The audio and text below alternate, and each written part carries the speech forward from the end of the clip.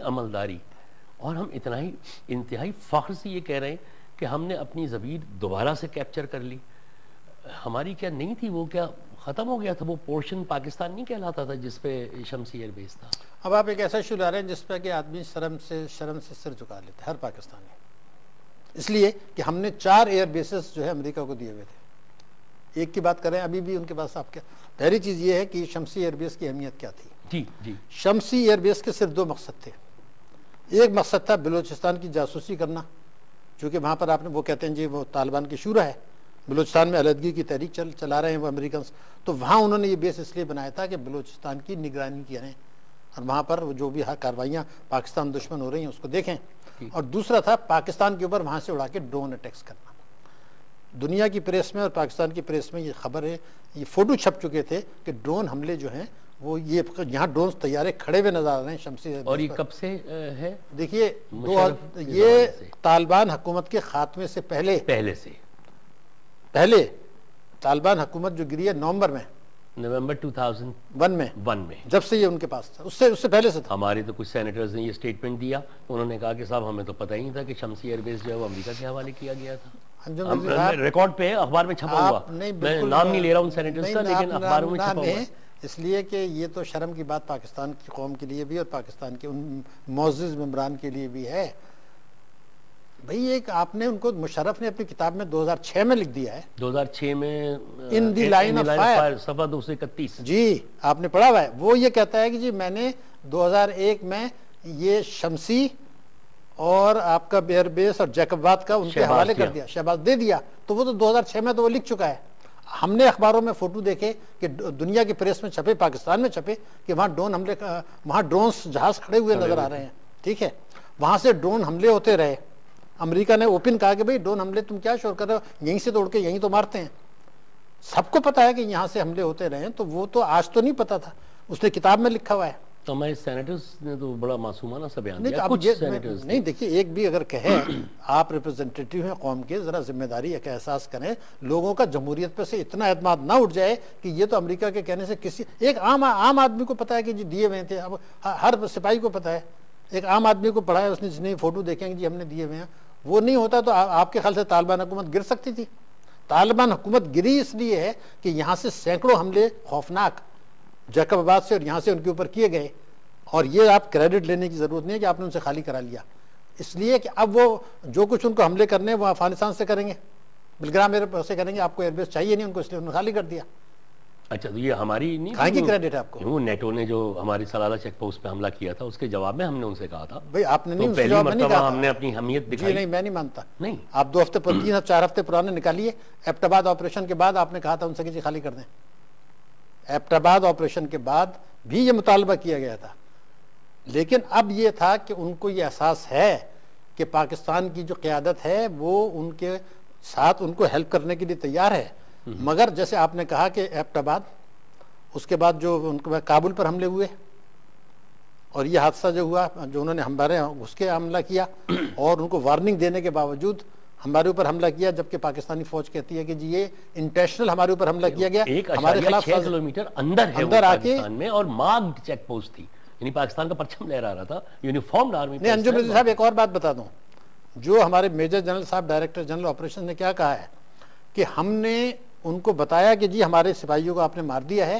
ہم نے G H Q کو بتایا، یہ ان کا بیان ہے. انہوں نے امریکن سفارت خانے کو بتایا اور ان کو بتانے کے بعد پھر ایک اور حملہ کر دیا.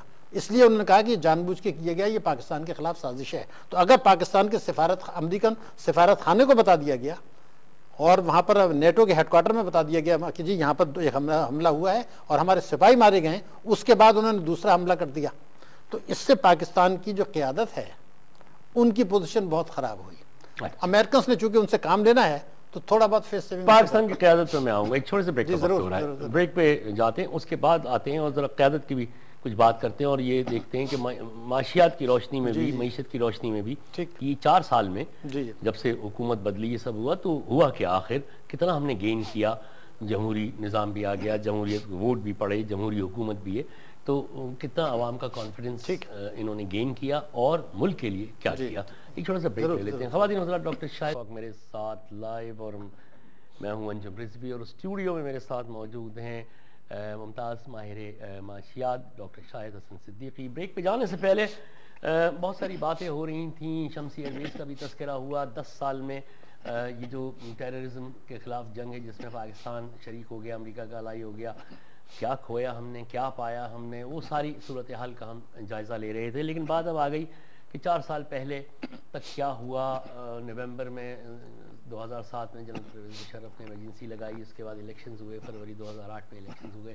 تقریباً 4 سال کا یہ جو پیریڈ ہے، ذرا اس کو بھی ایک نظر دیکھ لیتے ہیں اور اکنامکلی بھی دیکھتے ہیں اور سیاسی طور پہ بھی دیکھتے ہیں، اور یہ دیکھتے ہیں کہ ہم اس وقت کہاں سٹینڈ کر رہے ہیں۔ اور پھر وہی بات آ گئی کہ کیا کھویا اور کیا پایا۔ ڈاکٹر صاحب 4 سال میں کیا کھویا؟ چلیے پرویز مشرف نے تو یہ بلنڈر کیے، آٹوکریٹ تھے، فوجی سربراہ بھی تھے ان کی، اب وہ جا رہے ہیں اور پھر ایک جمہوری سیٹ اپ آ رہا ہے۔ بیچ میں ایک بڑا المناک بینظیر بھٹو کی شہادت کا بھی ہوا، الیکشن ڈیفر ہوئے۔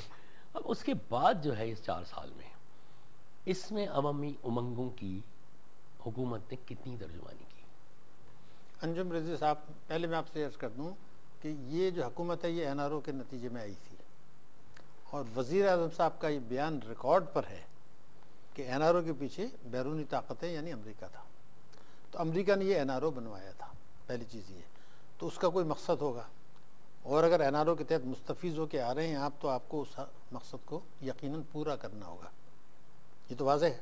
اب میں جو اس وقت آپ کو کچھ فیگرز دوں گا اس کے ساتھ یہ وضاحت کر دوں کہ یہ فیگر جو ہے یہ حکومت پاکستان کی ہیں، میری نہیں ہے۔ منسٹری آف فائنانس کی فیگرز ہیں جو کہ پیپلز پارٹی کی جو کہ حکومت کے دور میں جاری کی گئی تھی، وہ پچھلی کوئی بات نہیں کروں گا مشرف کی۔ اس حکومت نے جو فیگر جاری کی میں اس پر آپ کو، تاکہ کوئی شبہ نہ رہے، مشرف کے آخری 3 سال 6، 7 اور 8، اس میں دہشت گردی کی جنگ سے پاکستان کی معیشت کو $15 ارب کا نقصان ہوا، $15 بلین 3 سال مشرف کا آخری دور۔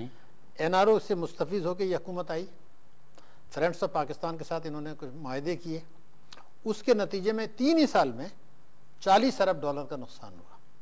کیسے؟ حکومت پاکستان کی فیگر ہے، میری تو نہیں ہے نا، میں بتاؤں گا ڈیٹیل آپ کو کیسے، اس کی پوری ڈیٹیلز انہوں نے اکنامک سروے میں دی ہیں۔ پیپلز پارٹی کی حکومت کے دور میں کی فیگر دے رہا ہوں، پرانے نہیں دے رہا۔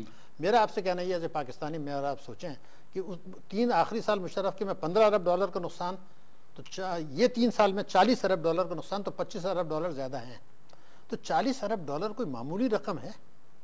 $40 ارب آج کے حساب سے دیکھیں 90 روپے سے آپ اس کو ضرب کر دیں، $40 بلین۔ تو یہ جو تھی اس کو آپ کتنا $40,000 ملین سود بنتے ہیں یہ۔ تو یہ نقصان جو قوم نے اٹھایا، یہ کیوں اٹھایا، کس کے، مشرف نے کیوں 15 کیے تھے، انہوں نے 40 کیوں کیے؟ ایک بنیادی سوال ہے جس پہ آپ کئی گھنٹے بھی بات کریں تو یہ پوری بات نہیں ہوگی، کوئی معمولی چیز نہیں ہے یہ۔ NRO کے بعد جو پہلا 1 سال گزرا مشرف کے زمانے میں ہی عرب، اس میں $10 ارب کے آپ کے ریزروز گر گئے، $10 ارب، $30 ارب کا فلائٹ آف کیپٹل ہو گیا یہاں سے اب تک 4 برسوں چلے گئے۔ وہ جو سری لنکا اور بنگلہ دیش میں فیکٹریاں کھل گئی، وہ بھی، امریکہ بھی گئے، یورپ بھی گئے، مڈل ایسٹ بھی گئے، دبئی بھی گئے، وہاں جا کے ڈوب بھی گئے، دبئی میں آپ کے سامنے یہ سارا ہوا۔ تو یہ 3 فیگر ذہن میں رکھیں، $40 ارب اور آپ کا $10 ارب کا ریزروز میں نقصان، اور $30 ارب کا فلائٹ آف کیپٹل۔ ایک چیز یہ تو حکومت کے فیگرز۔ دوسری حکومت کی فیگر ہے کہ اس حکومت کے 4 سال جو ہمارے گزرے ہیں، اس میں ہمارا گروتھ ریٹ 3% سے کم رہا سالانہ۔ خطے کے دوسرے ملکوں کا 8 اور 9% رہا، 7 سے اوپر ہی رہا ہے۔ اب ہمیں ایک سوال ہے کہ جب آپ اتنا پیچھے چلے جائیں گے کہ ہندوستان کو دیکھنے کے لیے آپ کو پھر صرف آسمان کی طرف دیکھنا پڑے گا، اتنا وہ اس سے خط بڑھ گیا، ہم نیچے چلے گئے۔ اگر پاکستان میں 6-7% سے کم گروتھ ہوتی ہے، مطلب ہے غربت بڑھی، تو آپ 7 کے بجائے 3% پہ گرو کر رہے ہیں، تو ملک کی معیشت کا، غریب آدمی کا کیا حال ہوگا؟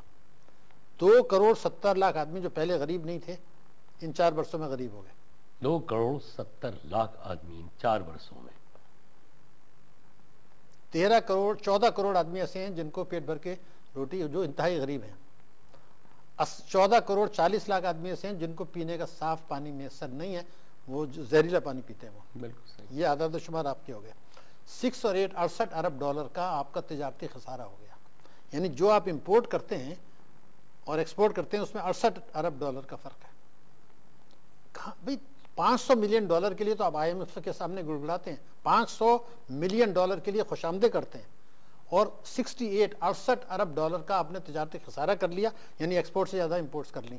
موبائلس آ رہے ہیں, اشیاء تعیش آ رہی ہیں, کیا تماشا ہے, سوچنے کی بات ہے. ہم نے اس دوران میں کوئی پروڈکشن ہاؤس, کوئی فیکٹری, کچھ بھی بند ہو کے چلی گئی ہیں. آپ نے خود ہی کہا نا, شفٹ ہو گئی ہیں یہاں سے. ڈاکٹر صاحب ایک ضمنی سوال ہے, میں اکثر سوچتا ہوں اپنے پروگرام میں بھی کہتا ہوں, ایک میں نے کہیں کچھ فگرز پڑھے تھے, correct me if I am wrong, میں نے یہ پڑھا تھا کہ پاکستان جو ہے وہ چاول کا 7واں بڑا پروڈیوسر ہے دنیا کا, یعنی اچھا اسی طرح گندم کا 6واں یا 7واں ہے, یعنی جتنا انہوں نے کہا کہ بر اعظم افریقہ میں ٹوٹل ایریا میں گندم پیدا ہوتا ہے, اتنا صرف پاکستان کے پنجاب کا علاقہ پروڈیوس کرتا ہے. کاٹن میں ہم 8ویں نمبر پہ, ہم پیاز میں انین میں 5ویں نمبر پہ, گنے میں ہم 5ویں نمبر پہ, دودھ کی پروڈکشن میں ہم دنیا میں 4تھے نمبر پہ ہیں. اچھا, اور اگر تھر کول ریزروز کو شامل کر لیں تو کوئلے کے ذخائر نمبر 2 ہے ہمارے پاس, کاپر میں ہم 5th ہمارے پاس. اس کے باوجود بھی, قدرت کی اتنی فیاضی کے باوجود, آدھا دن ہمارے ملک میں بجلی نہیں ہوتی. بے روزگاری جو ہے وہ 30% سے زیادہ ہے, جو کہ آفیشل, اور لٹریسی ریٹ جو ہے وہ آپ 40-50% اگر کاغذ پہ دیکھتے ہیں تو ہوتا ہے, لیکن لٹریسی ریٹ کا جو ہمارے یہاں ایک معیار ہے وہ یہ ہے کہ آپ اپنی دستخط کر سکیں.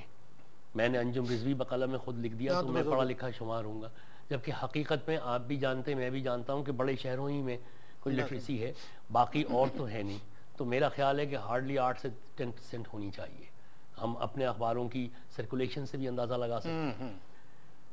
ڈاکٹر صاحب یہ مس مینجمنٹ ہے, یہ چوری چکاری ہے, ہم اس قدرت کی فیاضی کے اہل نہیں تھے, کہاں غلطی ہوئی ہے ہم سے؟